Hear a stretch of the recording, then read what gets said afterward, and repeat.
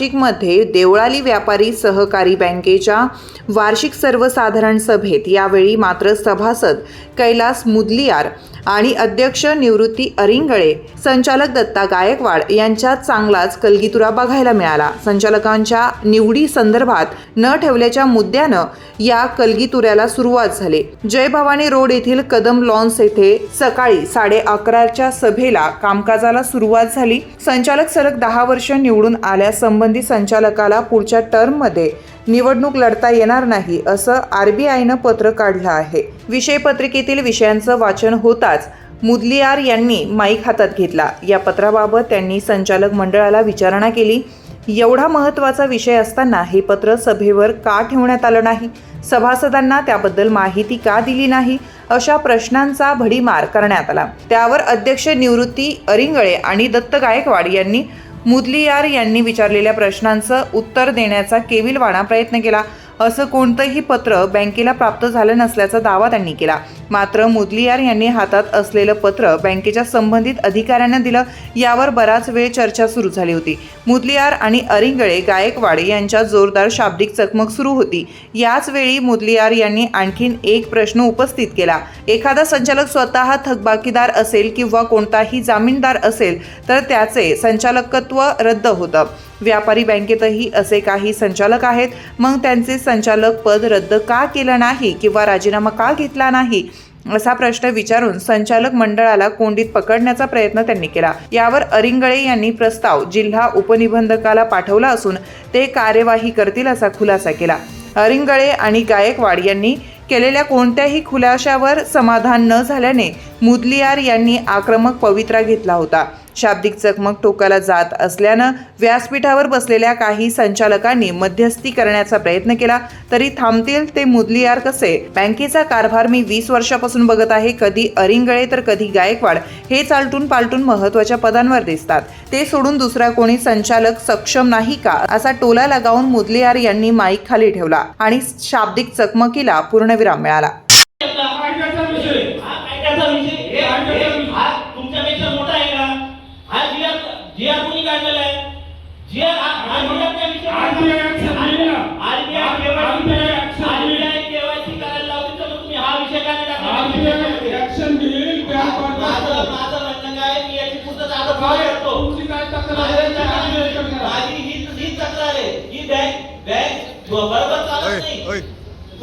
तुम्ही हे सांगायला पाहिजे होतं आतापर्यंत।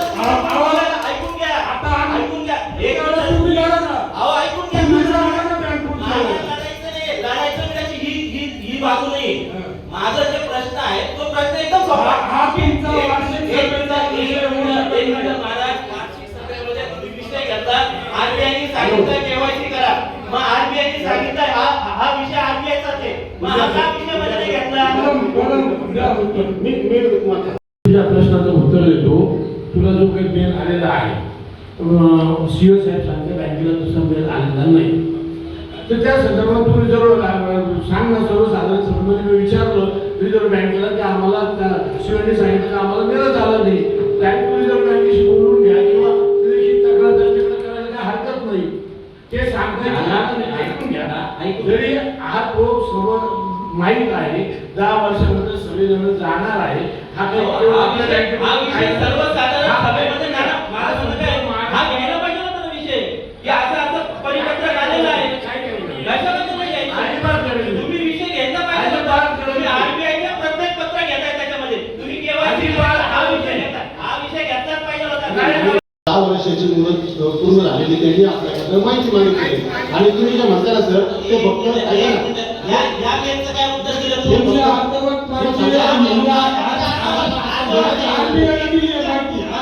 त्यांनी सगळी माहिती पाठवली। तुम्हाला मेल आला, कोणाला आलेला आहे, हा मेल कोणाला आलेला आहे?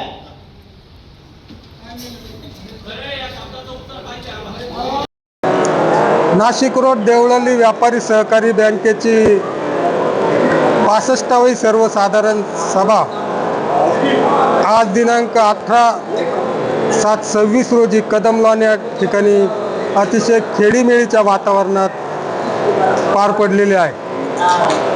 सभासदांनी अतिशय चांगल्या अशा सूचना या सभेमध्ये केलेले आहेत आणि जे काही सभासदांच्या सूचना येतात त्याच्यावर निश्चितपणाने संचालक मंडळ अंमलबजावणी करत असतं आणि जे काही विषय पत्रिकेत होते त्याला सर्व सभासदांनी एकमताने या ठिकाणी मंजुरी दिलेली आहे.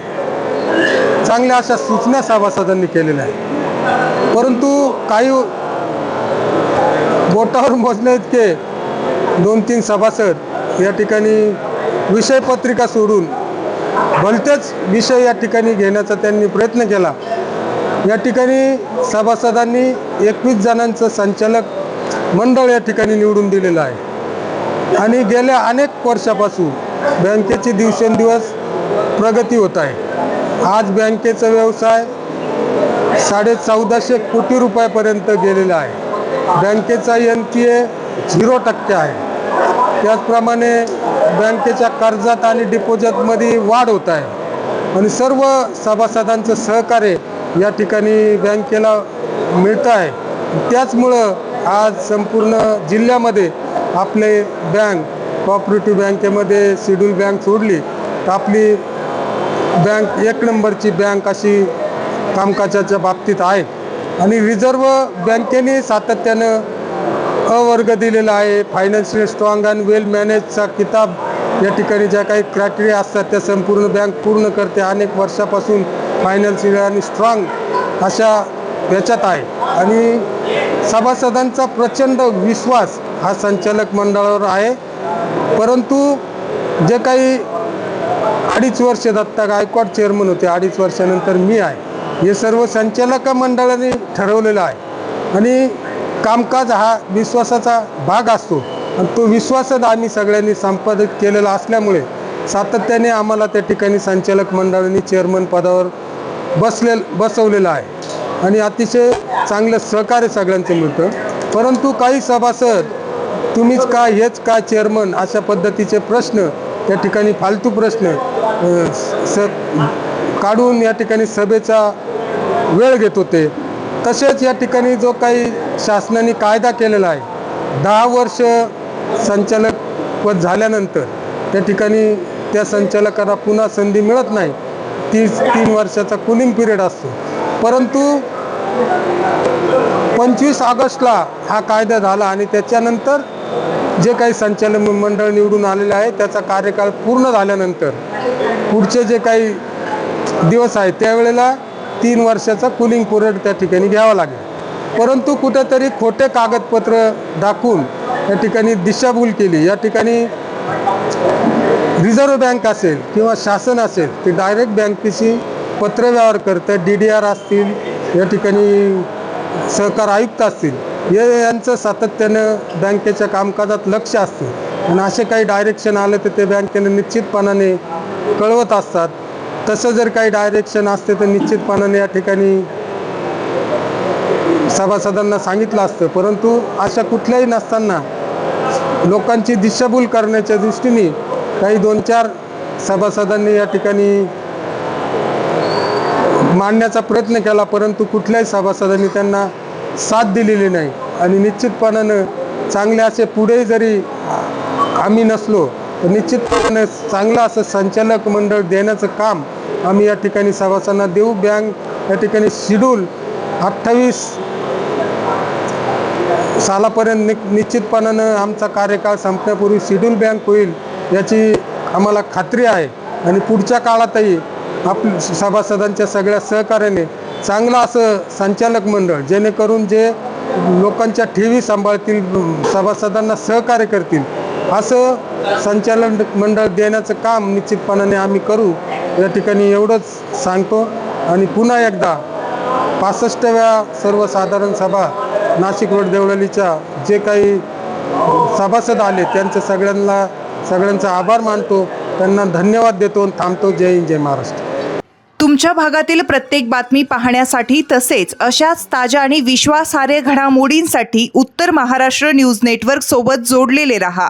सोबतच फेसबुक, इंस्टाग्राम आणि यूट्यूबवरही आम्हाला लाईक आणि शेअर तसेच सबस्क्राईब आणि फॉलो करायला विसरू नका.